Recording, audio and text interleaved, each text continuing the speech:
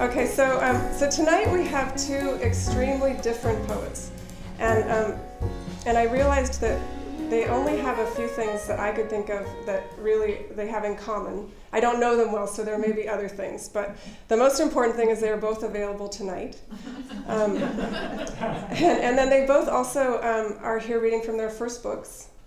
And then I was telling Gary earlier that I can remember, this is unusual, but with both of them I can remember the first moment that I either heard or read their work. And they both made a huge impression, obviously, since they're here. So we're going to start with Malachi. Malachi Black is the author of the poetry collection Storm Toward Morning, which is out from Copper Canyon Press. It came out in 2014. And it was a finalist for the Poetry Society of America's Norma Faber First Book Award. And his poems appear or are forthcoming in Agni, APR, Boston Review, Gulf Coast, Harvard Review, Narrative, Plowshares, Poetry, the Southern Review, among other journals. And he is a recipient of a 2009 Ruth Lilly Fellowship. And he's also received fellowships and awards from Breadloaf, Emory University, the Fine Arts Work Center in Provincetown, the MacDowell Colony, and I'll just say etc. And he is currently an assistant professor of English and creative writing at the University of San Diego. And he lives full-time in California. And so please welcome Malachi.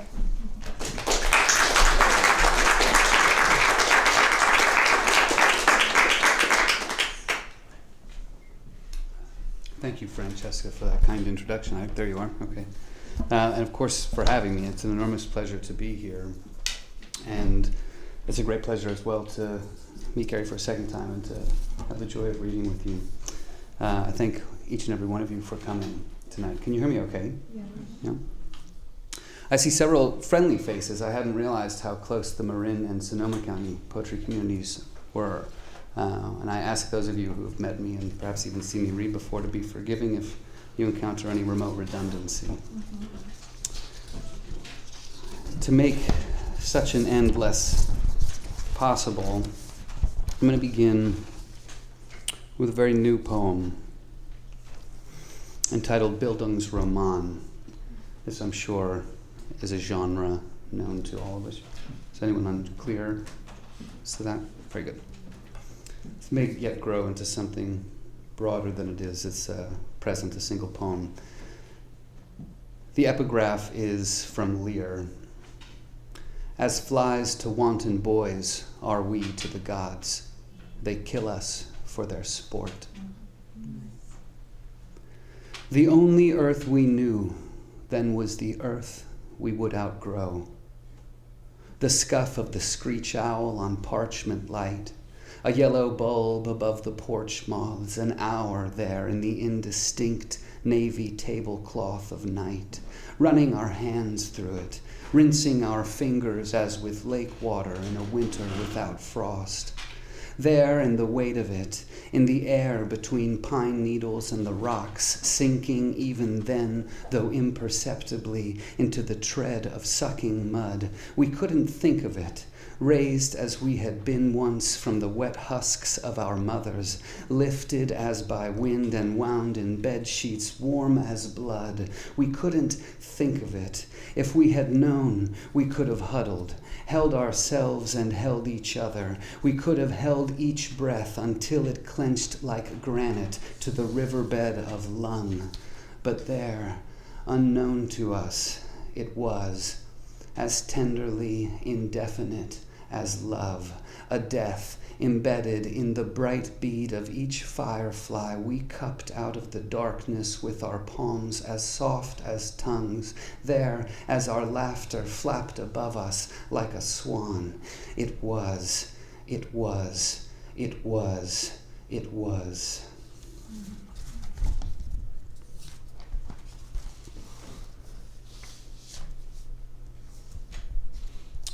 This is a memo to the self-possessed. I apologize in advance. I'm not particularly adept at the interstitial monologue that accompanies most poetry readings, so just pardon my continuity. I will say, okay, I'll do my best here. This is among the more academic poems I have written.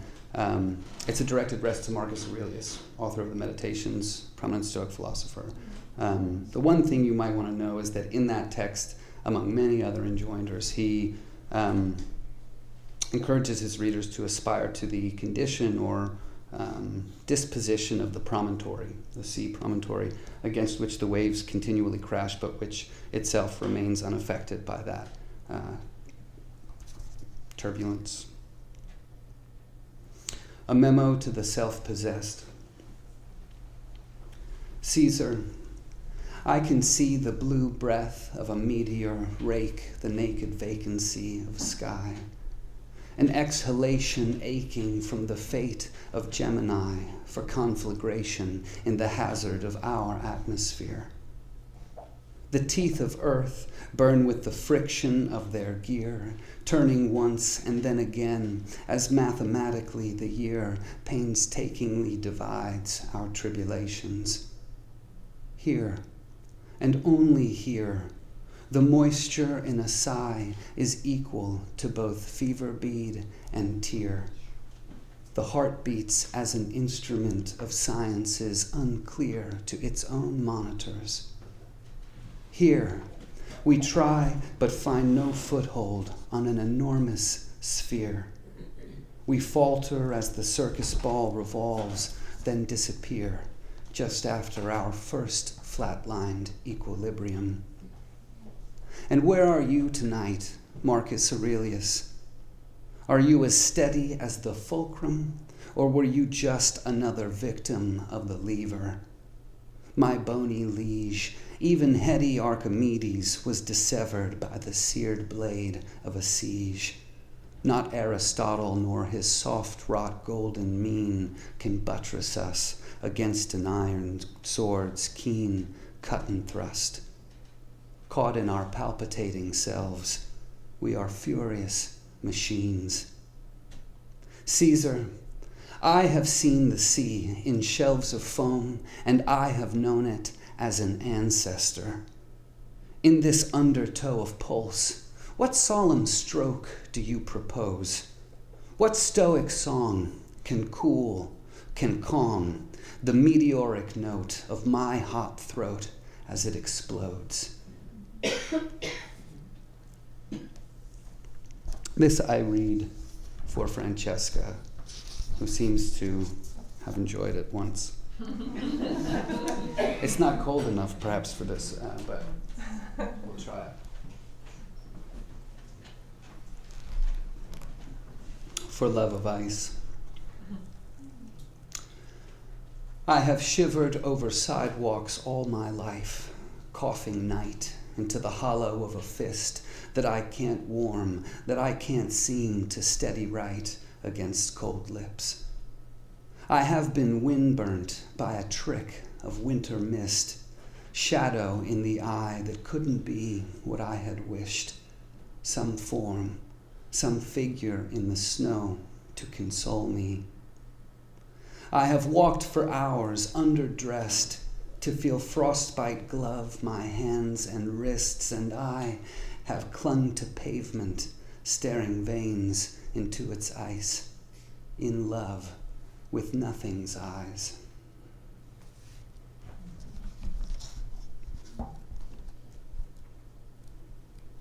Continued the preposterous winter theme. It will be 40 degrees tonight, so I read. Traveling by train. And faster past another frozen river, the brambles, shrubs, and underbrush of dead woods, and the garbage that was left behind by runaways and skunks. The plastic bags and twine, shoes beside forgotten brands of beer, whose cans, so battered by the weather, have all but disappeared, like the whiteness of a smoke after it's cleared. And you've been on this train too long to know the time. You're lost between the meter and the desperate rhyme of clacking tracks. Home is nothing here. You're gone, and in the going, can't come back. Insomnia, and so on. Fat bed, lick the black cat in my mouth each morning. Unfasten all the bones that make a head, and let me rest, unknown, among the oboe-throated geese gone south to drop their down and sleep beside the outbound tides. Now there's no nighttime I can own that isn't anxious as a phone about to ring. Give me some doubt on loan. Give me a way to get away from what I know. I pace until the sun is in my window. I lie down. I'm a coal. I smolder to a bloodshot glow. Each day I die down in my bed of snow, undone by my red mind and what it woke.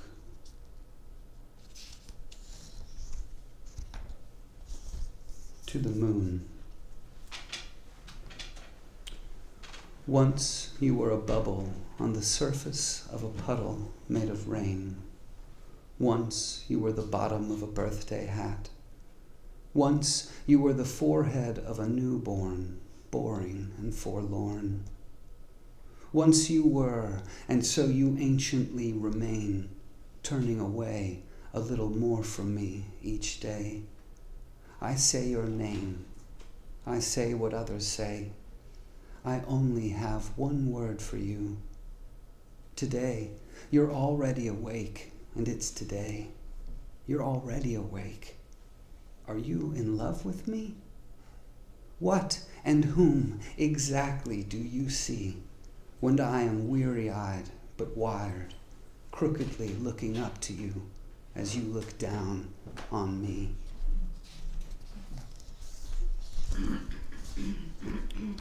This next poem takes its title from Psalm 51.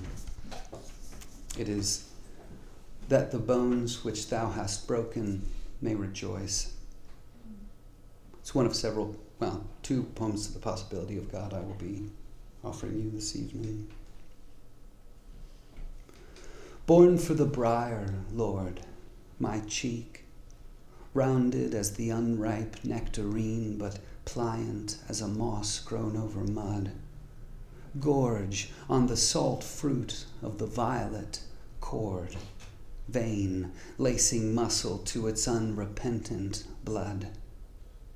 I am the harvest, Lord, femur, rib, and clavicle, to be hollowed as the flute is for a song. Lift up my skull, the halved gourd, so the blank note of the wind can find its form.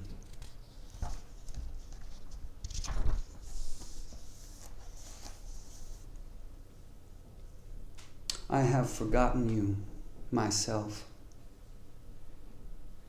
But still, like smoke above a blown-out match, you linger in the dimming aftermath, grayer and fainter than a breath. A quiver, silvering the once gold air, slowly curling over, but more slowly blurring back to silhouettes, black edges in the rain light, giving shape to aging furniture.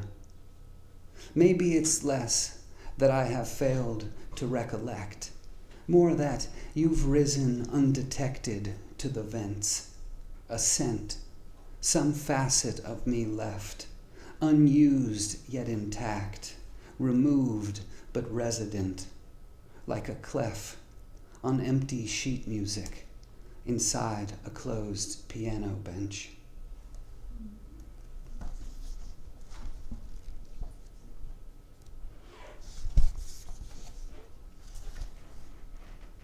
Under an eclipsing moon.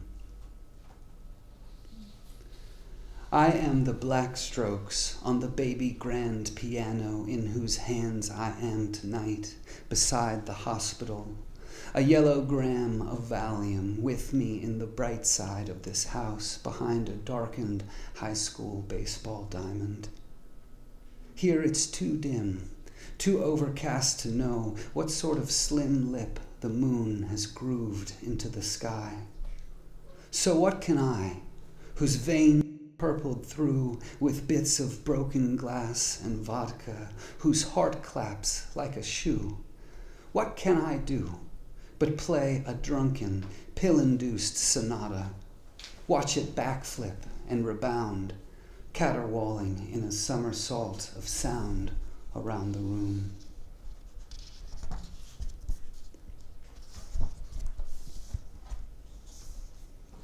Against the glass, rocking in my midnight robe, I am alive, and in an eye again beside my kind insomniac, my phantom glass, companion and my only bride, this little window giving little shine to something. What I see, I keep alive. I name the species, I define the lurch and glimmer, sweep and pry of eyes against the faint reflecting glass by what they can and what I can't quite grasp. I see a hand, still mine, outstretched in an attempt to catch the stars that drop as hailstones in the grass. I see them pass. These sleepless fingers slip from solid into gas.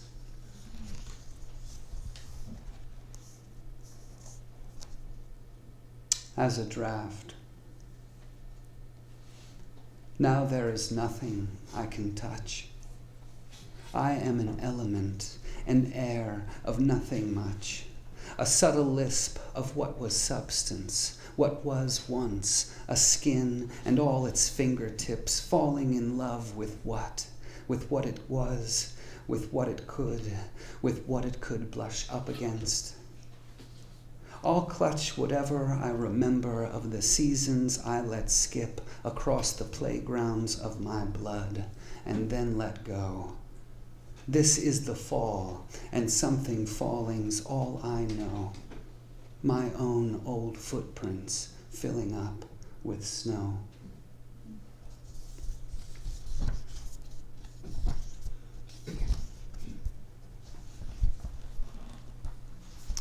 This is a pantoum. You familiar with the form? Yeah. I love reading for an educated audience.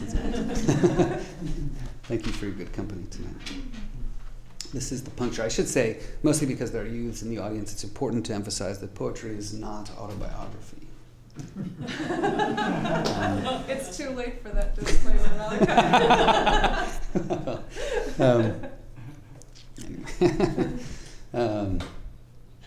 The puncture. A vein is lightning, forked and full. Skin dimples like a sail in wind.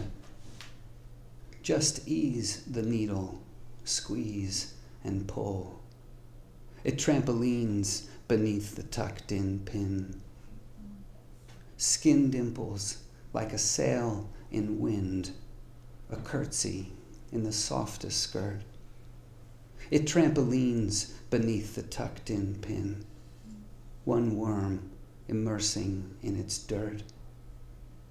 A curtsy in the softest skirt, a winged thing like a wrinkled gull, one worm immersing in its dirt, heat swarms encircling one skull. A winged thing like a wrinkled gull will sculpt a gust to hug its fringe, heat swarms encircling one skull. Add water, gunpowder, syringe will sculpt a gust to hug its fringe. Afloat, below the bone, above, add water, gunpowder, syringe, like waking to the just dreamed of. Afloat, below the bone, above, when wishes wander from the well, like waking to the just dreamed of. The beat slows but repeats itself. When wishes wander from the well, and I sleep more than I should. The beat slows but repeats itself, a slumber pent within the blood. and I sleep more than I should. Just ease the needle, squeeze and pull. A slumber pent within the blood. A vein is lightning, forked and full. How am I for time? I think I have. Okay. I'm going to close with it's a longer poem, but it goes quickly, so rest assured. It's a crown of sonnets, which makes it seem longer in speaking than I think it is longer in hearing. I tend to think a sonnet runs about 35 to 45 seconds, depending on how it goes. So we'll do this. This is a crown of sonnets organized in part around the canonical or liturgical hours. These are familiar architecture to some of you. These would be a monastic prayer cycle, repeated daily. Each of the cycles begins in a pre-dawn hour. It moves to an approximate dawn hour in 3-hour increments. So you might think 3, 6, 9, noon, 3, 6, 9, 12. There are 10 poems in this cycle. But we'll move through quickly. I will not be delineating the specific hours because I don't know that would be a fruitful enterprise. But in any event, this is a poem to the possibility of God.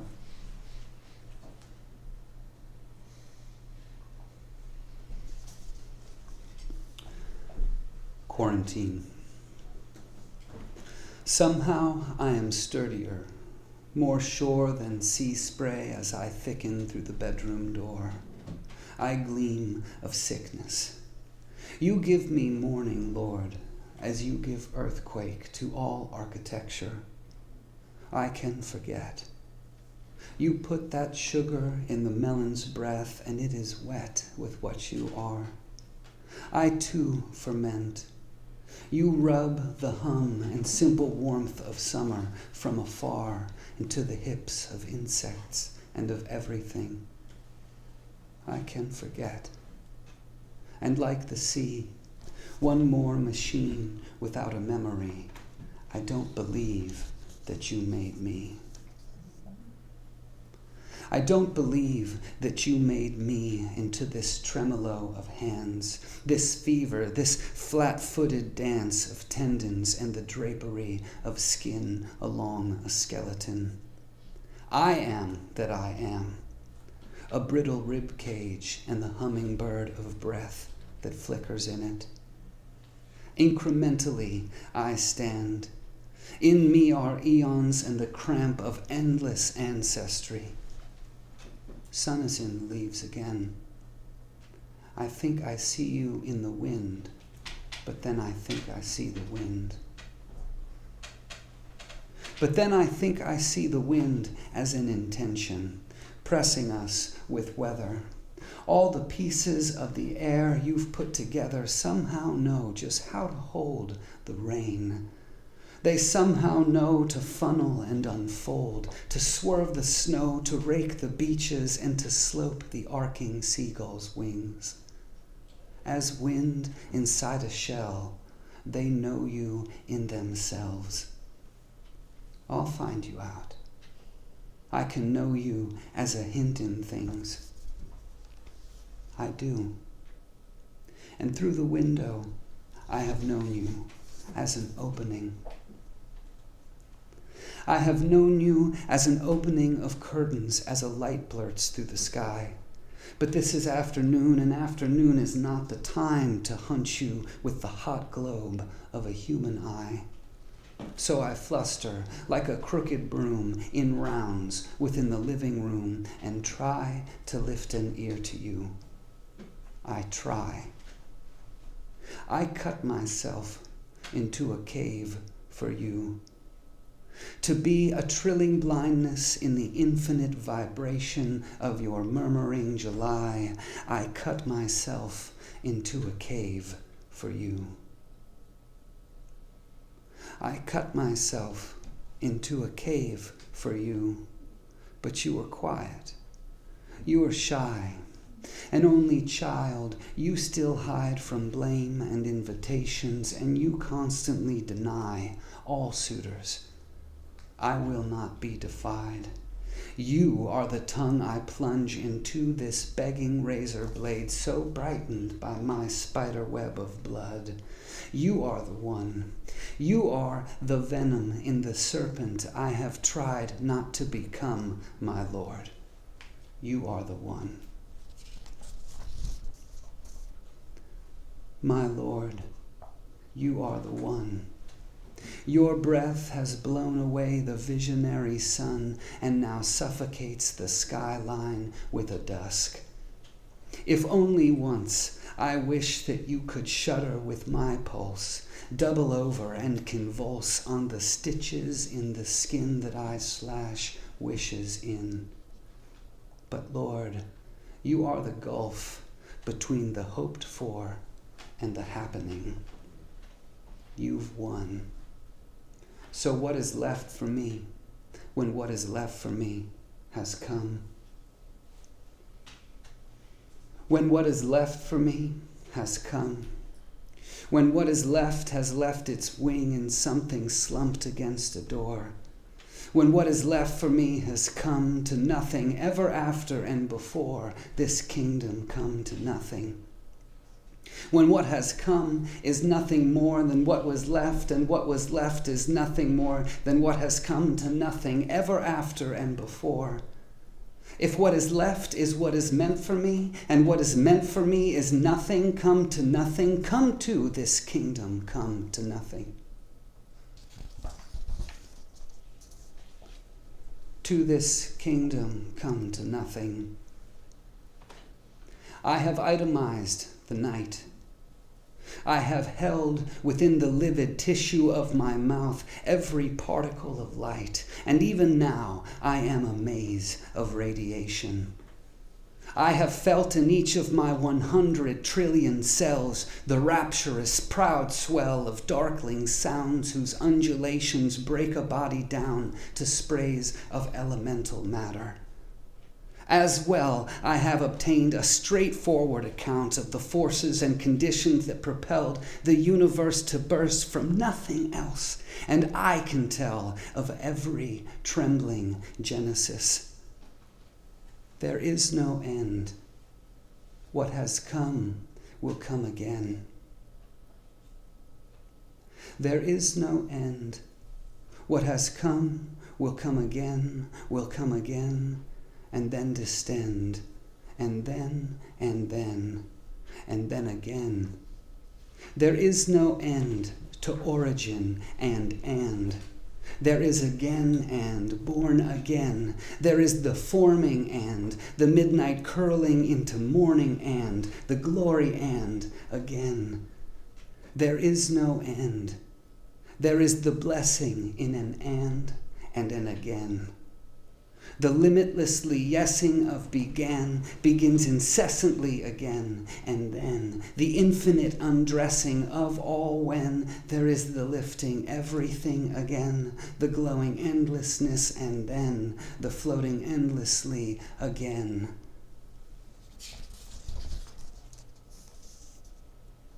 The floating endlessly again. The glowing and the growing back again as I am, as I can, and I can stand. I understand. Though I am fashioned in the haggard image of a man, I am an atom of the aperture. I am as a nerve inside a gland. I understand. Though I am fashioned as I am a perch for the eternal and a purse for what it lends. I understand. Though flakes of fire overwhelm the fallen snow, though ice caps melt, though oceans freeze or overflow, somehow I am sturdier, more sure. Thank you very much.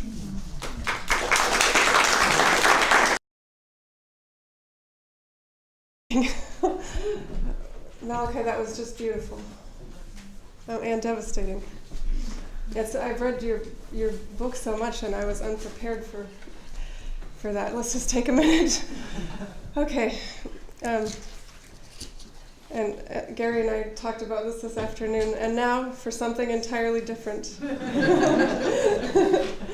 So Gary Dopp and I met in Seattle. We read together at AWP, and then when I took this position, I contacted him to have him come and read. So he is a poet, a playwright, a professor. He's occasionally an actor and stand-up comic. He's taught English, creative writing, and screenwriting. And he has entertained audiences at university and community events throughout the country. In 2009, he was one of 5 poets to qualify for the top-rated performance poetry team in the country. He also writes essays, which have been heard on public radio's All Things Considered. He's written, consulted for, directed, and sold scripts for many video and film projects. And his plays have been produced in small venues around the country. And he's going to be reading from his first collection of poems, which is called Father, Child, Water, and it was published by Red Hen Press. His poems appear widely in journals such as Prairie Schooner, New Letters, North American Review, Poetry Northwest, Rattle, and Agni. Please welcome Gary Dopp.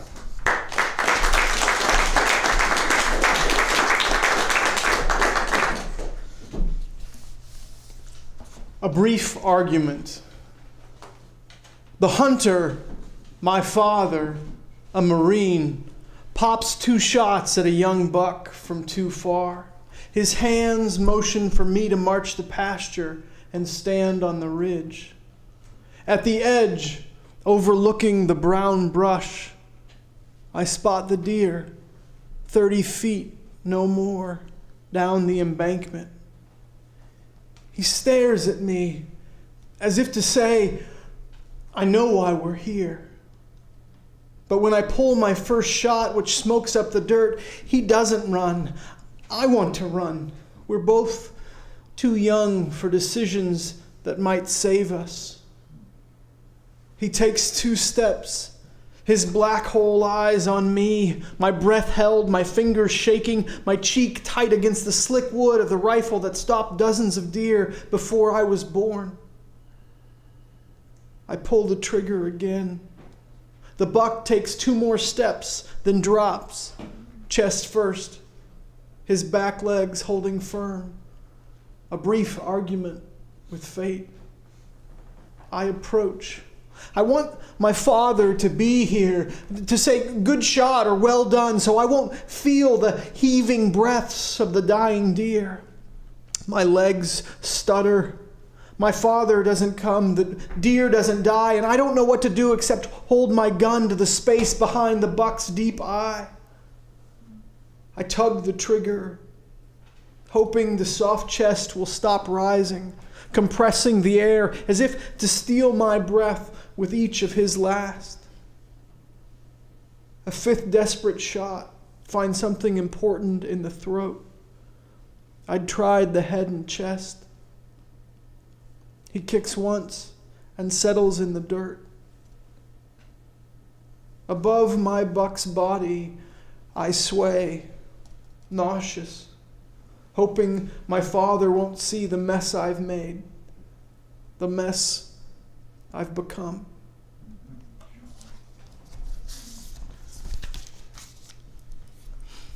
I want to thank Francesca for inviting me to do this.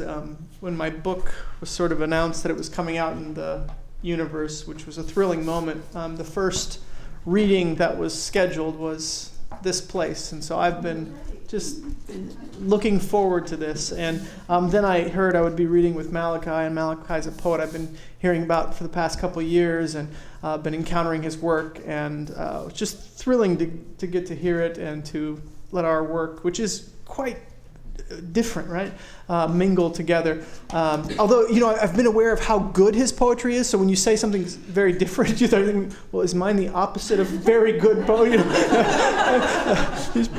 don't think that's the case, but this next piece is born out of teaching for, almost a decade now, college students, and encountering many student presentations.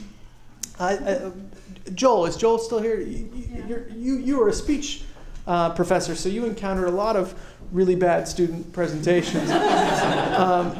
I got sick of hearing student presentations. Of course, I felt the necessity to assign them because they take up class time, which is an important part of what we do. There's other good pedagogical reasons too, I'm sure. This is called Pothead Pete's English Presentation. Shakespeare, the top American writer ever, wrote his plays in an English accent like Russell Crowe. Merchant of Venice is a problem play because it's about hard crap like racism and the civil rights movement, but not Martin Luther King, who was Southern, and not in Boston like the Bard, which is Willie's nickname. People call me Slash. Al Pacino's a character in the movie adapted by Shakespeare just like the play.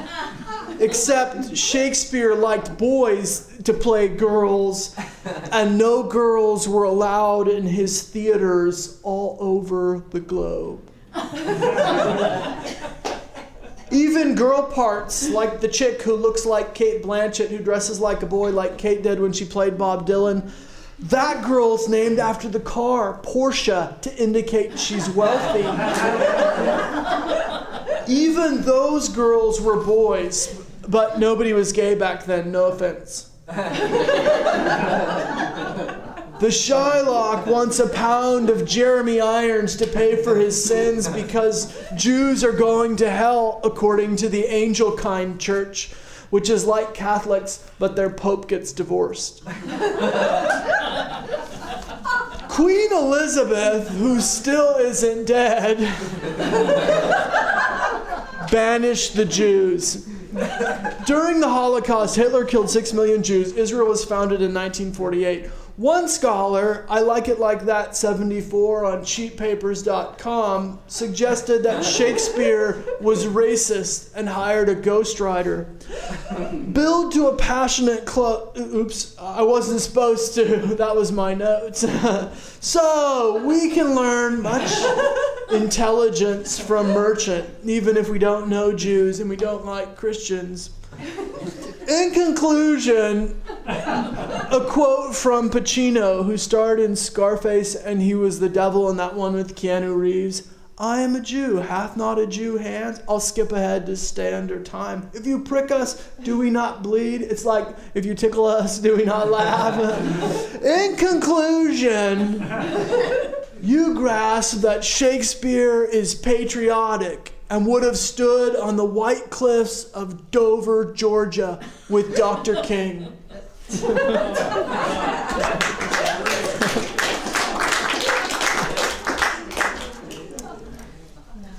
Some student presentations are quite wonderful, quite good, of course. Not many, but some. This next piece came out of an experience. My great aunt Marita, her husband Loyal died, and a few months later she went on the water slide for the first time in her life. And I heard this and I thought, yes, this seems good. And so it came to this. At 78, Marita discovers the water slide. A German pear in a black one-piece with a 2-layer skirt to cover some of her years. She doesn't know how to go forward, sitting at the top of the black tunnel. Loyal died 2 months ago, and maybe he nudges her from the beyond, or the buildup of water behind her finally lifts her into the unknown. When they first met 61 years before the Parkinsons, he lifeguarded at Crab Orchard Lake. She took off her red cap when she walked by so he'd see her blonde hair, now as white as the sand on that beach. He whooped like a crane, then looked away to pretend he didn't feel an explosion. She smiled, But today she whoops and wails as the black water surrounds her and turns her down and around through tears and laughter. She sees their beach that summer. Loyal skims into the water to save her from her parents, from all the boys from Paducah to Carbondale, and from more nights alone. They spooned under Kentucky's tired sky for 6 decades. She springs from the hole, goes under, and comes up baptized. The crowd hears only the echo of her screams. She listens only to her Holy Ghost whooping back across the clear water. He still knows what to say. Marita, you're Fifth Avenue. I have 3 daughters who they're just delightful little creatures. They're now 11, 9, and 7, and the joy and terror of my life. My oldest, her name is Brooklyn. When she was much younger, she said something to me, and it became this poem, the experience that we had. This is called Little Girl, Little Lion. From the stool above our soaking dishes, she proclaims, I can never be a poet, like it's written on a sacred stone in her identity's medieval cathedral. I am her father. She does not turn to me. Why, I ask, pulling wrinkled hands out of the suds we share. The blue glass she's holding slips under the water to a hollow clank. Touching her wet elbows, I hear, Daddy, girls can't be poets. I've never thought about how my daughter mirrors herself in Mommy who doesn't write. I say the right things, pull her away from the sink to the floor, and bend to look in her searching eyes, brown like her mother's. They ask, are you sure? I rush away to find Bishop, Rich, Sexton, Dickinson, any girl on the shelves above where the wild things are. Showing her the stack, she pulls out Plath and opens to Daddy. I snatch the book back like it's rat poison. Again, I can't be trusted. Can I be trusted? How can I wrecking ball the commandments she's constructed? I read the opening stanza, which ends in a sneeze, and she's satisfied. More Sylvia later, I say. Oh, darling, you'll be whatever you need to be. And if it's poet, the world will learn to welcome your wild words. Cathedrals will crumble, stars supernova, and nothing that pretends will remain. But your words are water, your life a metaphor, only you complete. I say all this, our backs resting against the cold oven.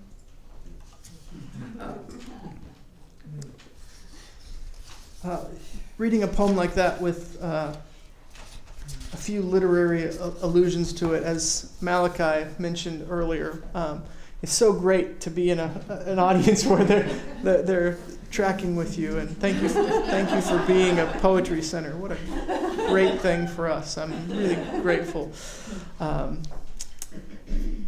So this next piece comes from probably first and foremost my own insecurity as an English professor, someone whose students have this tendency with English professors to think you've read everything and encountered everything, and they put you on this intellectual perch, which I'm never been comfortable on, and I'm regularly trying to get down, and they're pushing you back up there. And I say, no, really, I don't belong up there. Let's have a conversation. And they when you tell them, no, I haven't read something, they're very disappointed.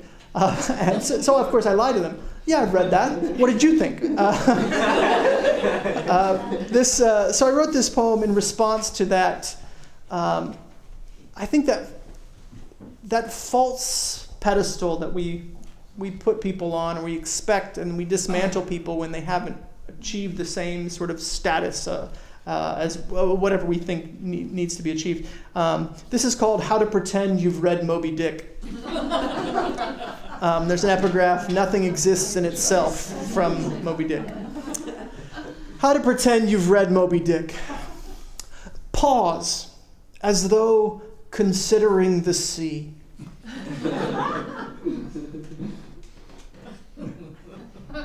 Consider the sea. Cup your hands in a shell over your ear. Say, I'm considering the sea. Your inquisitors will feel slight like a ship pestering the seas, hunting you, your wisdom a great whale.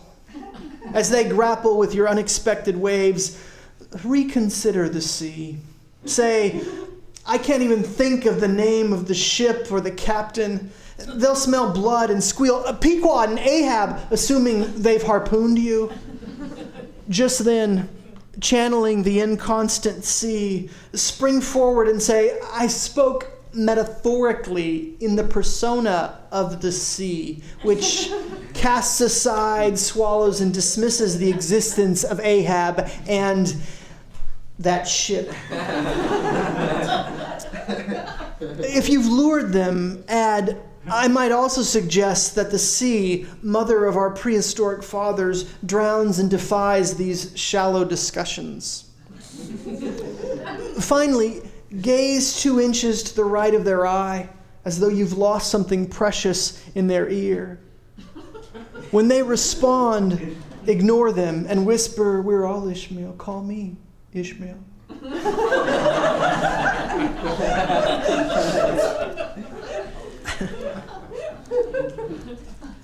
I don't always read this poem, and I just in conversation perhaps with Malachi's work, I wanted to read this. You had a phrase, Malachi, that you said before 2 of your poems about this poem is to the possibility of God. Is that what it was? And I was interested in that very much. I have a poem called Theologians.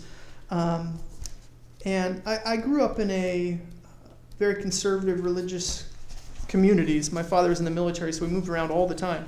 But what I began to really clash with in those communities was the loss of mystery and in the need for answers. And for me, the power was in the mystery, and this sort of plays with the notion of that, and then also there's a Pauline concept. Paul references the death of self, which I think is a fascinating idea. This is called Theologians. They heard a man made a boat with holes on the waterline, 7 in the bow, 3 in the port, and 1 in the stern. When she sailed, she took on water, but never sank. They came for the ride, laughed, and looked for the trick of how she soaked in the waves, but sailed true. For a season, they didn't complain about her shoddy sail or the holes. Then, as men do, they voted in grand landside committees to patch the open spaces with good wood, insisting on the sanctity of a dry deck and hull.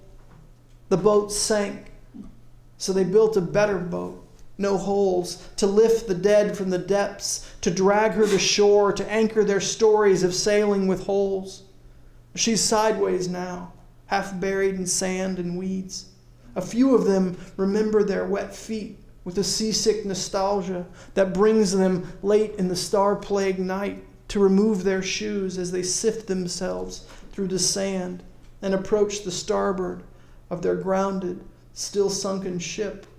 The good ones come here to die.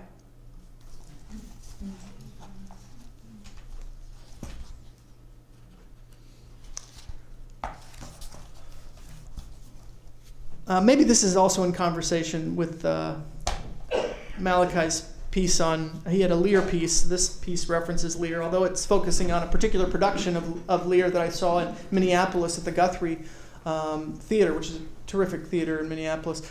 Ian McKellen was playing the title role in King Lear, traveling with the Royal Shakespeare production at the time. And so seeing, Serene in this role was terrific. There's a moment in the show when he's completely naked on stage, which a good theater-going audience, knows this is very organic and important to the show. I'm a person down off the perch, and I was just going, "See McKellen, he's naked. What is this, everybody?" So I wrote this in response to that. The Long Madness. I saw Gandalf's staff at the Guthrie when Sir Ian dropped his pants in the 4-hour madness of King Lear. The fool picked them up, but not before the 3rd grader next to me, eyes 2 wide balls like Gollum's, saw the future. The wrinkled future, which hung before us all glorious and magical, foreshadowing the ups and many downs.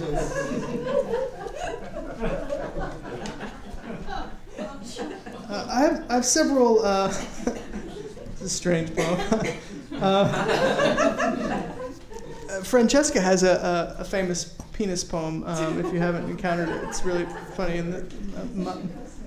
Thank you for sharing. So maybe since we were dedicating, I'll dedicate that one to. I don't know. Yeah, it's weird. I think she's having much too much fun. So I'm going to read a few more poems. These next couple are in a series I have in this book from the persona of a character who's a social misfit, a bit of a social outcast, somebody who doesn't know how to function very well in society, which probably in some ways flows out of my own sense of internal awkwardness, at least in crowds. This character's name is Bill Bittner. This is just a situation in which Bill Bittner's delivering pizza, and this happens. Bill Bittner delivers pizza. "You don't have no clothes on your naked parts," I said to the tall lady who ordered a large with Canada ham and pineapples. She asked, "Why do they call it Hawaiian?" Her voice like a squished mouse. "Maybe in Hawaii they only eat pizza like yours," I said, "and they get pigs real cheap from Canada." "Pineapples are beautiful fruit, like prickly Mr. Potato Heads, except with juice real juicy, and that pokey top thing that looks like a plant hat." "Why don't you have no clothes?" She still was naked and didn't answer. One hand up on the door, the other on her hip. She made a little teapot. She never did take the pizza or give me a tip. I said to the boss, the guy with the net on his beard, "There's a naked lady and I'm not going to take any more pizzas. Bill Bittner quits. I might stop back on Thursday, but I won't expect nothing free. Bill Bittner will have the special with sticks." She looked like a big smooth rock in the river. He's a strange guy. I love in the strangeness of the persona. I feel like in a persona piece you can get away with that unique person saying something that without a persona you're not going to achieve. The Caesar piece, it has that same punch and resonance and angle. Not the same as Bill Bittner. That'd be weird. This next one's called Bill Bittner Encounters Caesar. That'd be weird. This poem there's maybe 10 or 12 Bill Bittner poems in here. This is the one that explains Bill Bittner to me the most. Bill Bittner's bundle of something identical. "Once a month or so, I go to the Econo Lodge and drop off a bundle, usually a wrapped up phone book or something else heavy before the sun gets up. To the name tag on the lady, I say, 'My brother will come around to pick this up. It's something important. He looks a lot like me, but his voice is higher.' Mother, more than once, told me I got my brother's name. Bill Bittner the first, my older twin, caught something blue and died 10 minutes old. When the sun sticks through the slits on the west window and bounces off the TV screen, I get up from my plaid chair and pull my fishing hat down on my eyes. I fix a limp or a stutter step onto my legs when I see the same lady at the counter. I'm here to pick something up from my brother. My voice usually cracks on brother. Your brother, Mother said, probably would have been a foot taller, able to digest peanuts and eczema-free.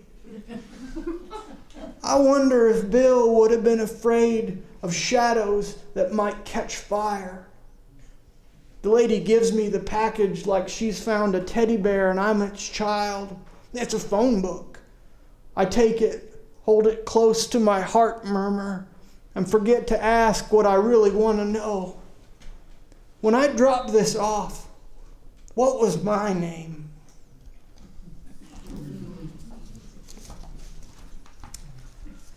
Two more poems. Let's see if I can. Page number.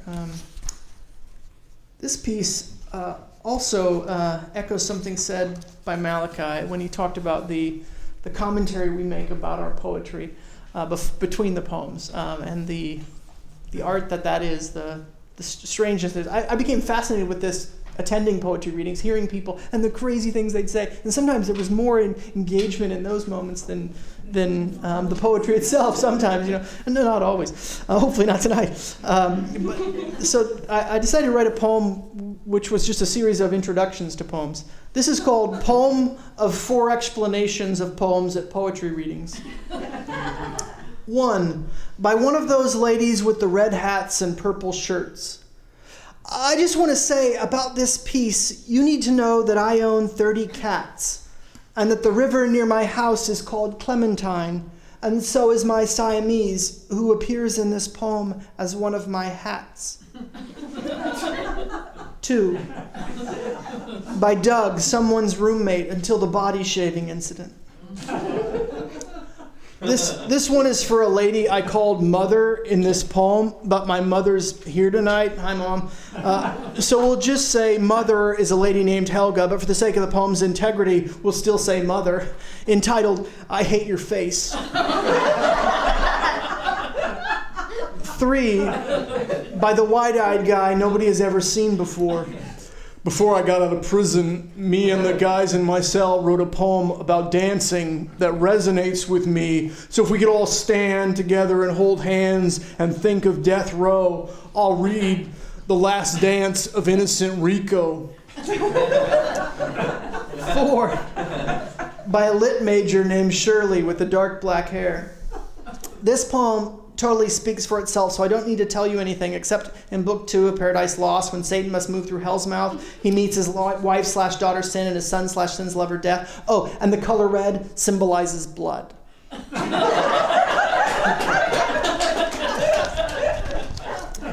And then I'll read a new poem to end. Thank you again for engaging with Malachi and I this evening, and thank you, Malachi and Francesca. Have you heard the one about? Have you heard the one about the mad woman who gave birth without screaming till she held her child? She wailed, "He's going to die! He's going to die!" And he did, 84 years later, in a fishing village where he retired with his wife and their latest Shih Tzu, Dreamy. I know there's no satisfying punchline, no little joke about mom's prediction, and nothing to barb with the sanity of a mother's pain. Nothing, that is, till you examine your satisfied sigh when you heard that the baby lived. Distracted, you prance past the little truth, every joke's companion. The mad woman was right. The boy died. The crazy mother mourned the death to come, the death of the old man in the infant, the death we forget in favor of what we call sanity, that flimsy gift of some other mad woman who birthed the rest of us and the jokes we bear. Thank you.